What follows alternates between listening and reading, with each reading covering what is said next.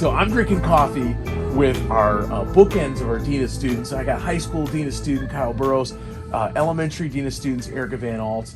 Really excited about this conversation today. We're at the Judy Turner Black Box Theater. This is season 4 of Over the Shoulder, and each season just gets better and better. Very excited to have both of you on the show today. I want to talk a little bit about what's your background. How did you come to, we know you as the Dean of Students at Hemlock High School, the Dean of Students at Hemlock Elementary and Casey Ling.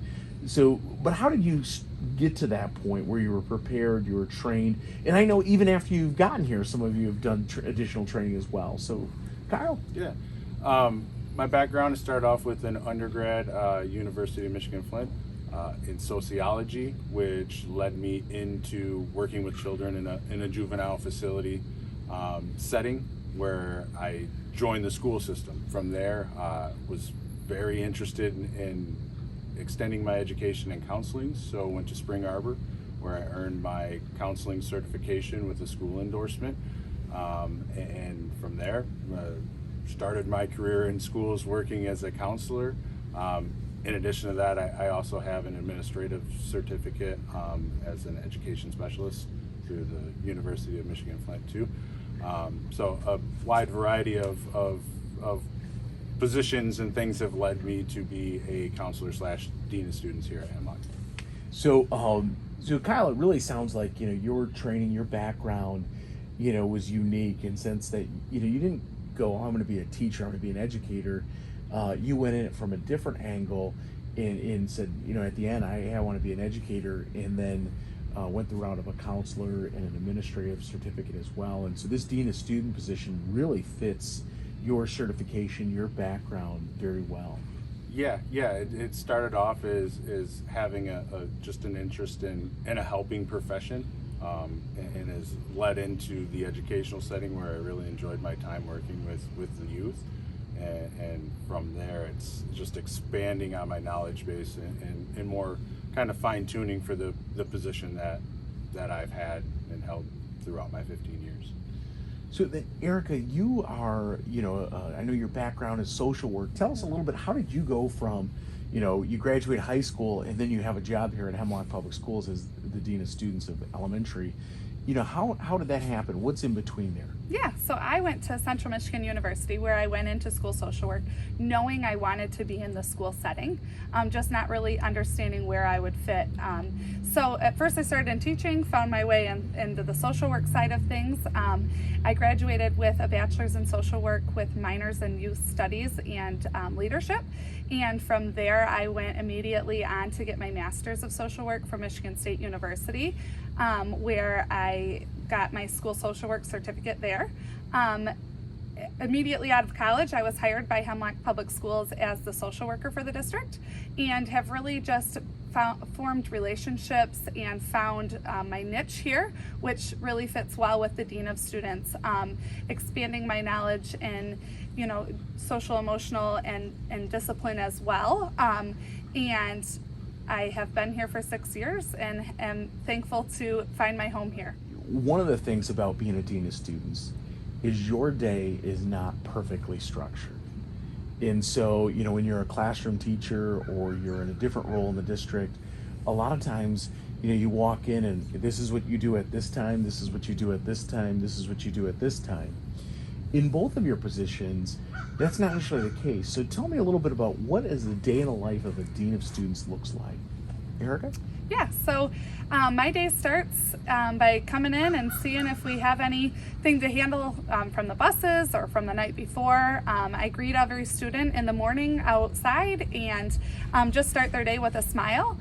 From there, I have a typical schedule. Monday, Tuesday, Wednesday, Thursday, Friday is different. I have different groups of students that I service. But also things come up along the way dealing with social, emotional, or behavioral issues with students. So every day is different. No day looks the same. Recess is always a fun time to get out and socialize with the students, get to know them, let them see my face, know that I'm available for them. I'm also in the lunchroom daily, just connecting with students and lending that helping hand. And then as well as out at the buses every day and dismissing the kids. So when I'm not with a group. I could be in a classroom supporting social, emotional, or behavioral. I also connect with our special education programs. So no day is the same, but every day is always an adventure and fun. I imagine, Kyle, your day may seem a little bit similar, but obviously, whether it be math at the elementary versus math at the high school, it's going to be a little bit different. What does your day look like as a dean of students at the high school? Yeah, so similar in the fashion that each morning you're out and about greeting kids, interacting. At the high school, we have our cafeteria where students gather for breakfast.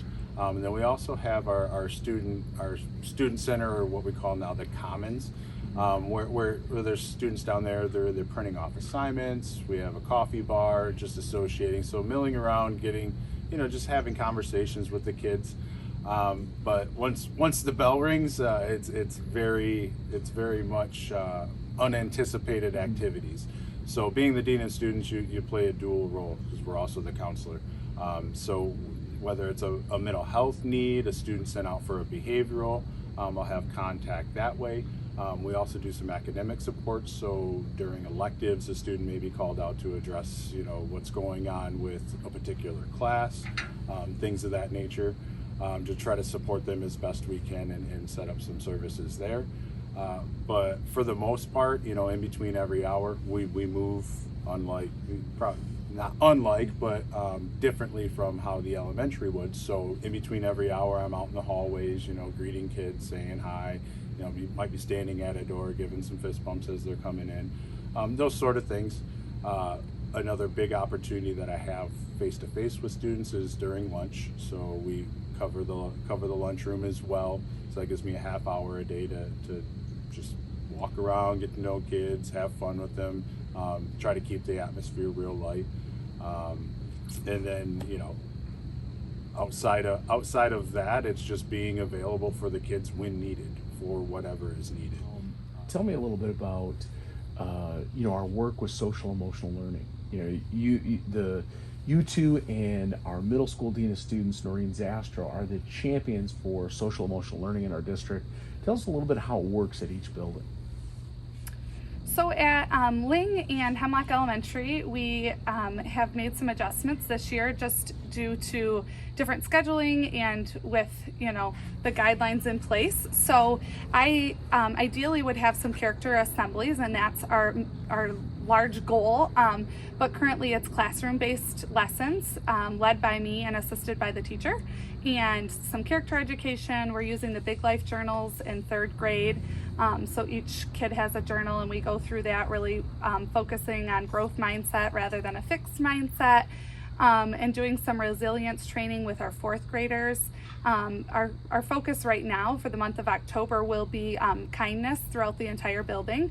So, and then we are also piloting zones of regulation and teaching kids how to handle different emotions as they come. There's different colors that align with different feelings and emotions, and teaching kids what that looks like and how to handle those emotions, and how even adults have different emotions we deal with. And so that's been our big focus right now, and our teachers are very excited about that and looking forward to just absorbing all of the information that they can get. Our kids are like sponges, and so our kids are very open, or our students are very open to those explicit teaching models in the classrooms.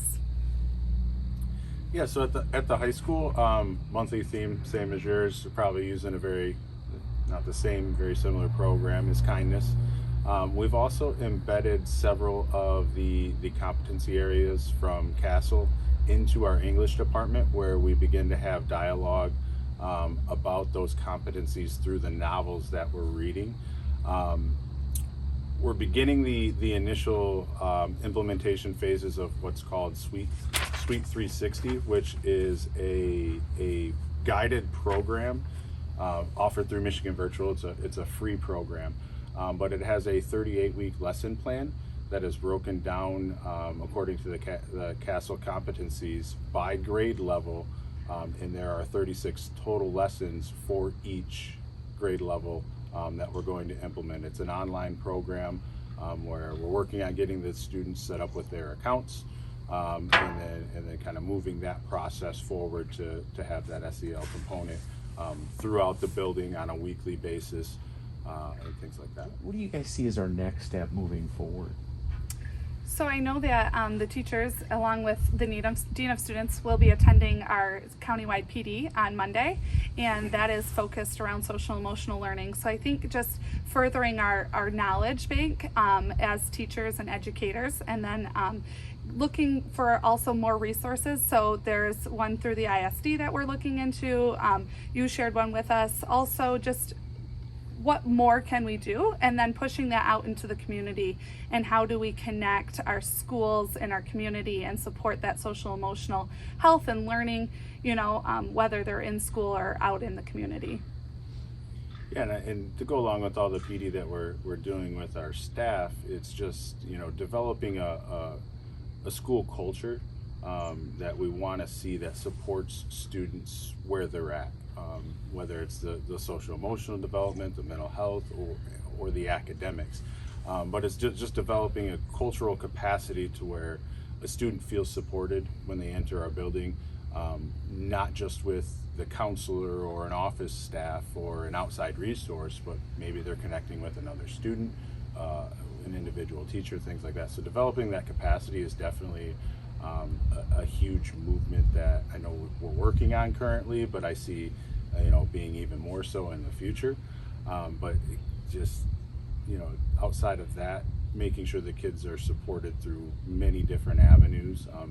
There's a wealth of resources out there that have been made available. Some of it through due to the pandemic, but the online providers are also wanting to support our students' mental health and social emotional learning. So there's lots of free resources that we're taking advantage of as well. That's actually the word I was looking for, Kyle, is capacity. We've, when we hired both of you, we've built out our capacity for mental health support and able to better support our students and families. So I really appreciate you using that word. Do you have one piece of advice? If you could just say one thing to students or one thing to families and parents, what might that advice be? I mean, you're a veteran counselor, dean of students. You're a veteran, social worker, dean of students. You guys have seen a lot of things over the years, and especially dealing with the pandemic and everything that brings. What's one piece of advice you might have for people? A big one for mine is that you're not in it alone. It's one of those. Sometimes it takes a community, and we're here to support each other, and to make sure that lines of communication are open so that our students can be supported to the best of the ability. We're working with parents. We're working with members of the community to make sure these students are guided and respected and basically taken care of through the whole process, whatever their needs be. So, making sure that we're collaborating on that endeavor is probably the most important. Yeah, and I would say talk about your feelings. It kind of sounds cliche, but it's okay to not be okay sometimes. There's a lot going on in this world, and it's important for our students to know that we do support them and we are here for whatever they may need. Talk about the good days, talk about that at home, connect that, bring it full circle, what happened at school, who'd you sit by at lunch, things like that, and then talk about when they struggle too, and teaching those coping skills and using them in the classroom and in the office and on the playground and at home. So just being able to identify how they're feeling, and then learning those coping skills no matter what level they're at, because throughout their life they're going to face different things, and it's important that we teach those skills from kindergarten on up. So, I am Kyle Boros. Erica VanAlst. We are Hemlock Huskies. Oh man, that's awesome, you guys.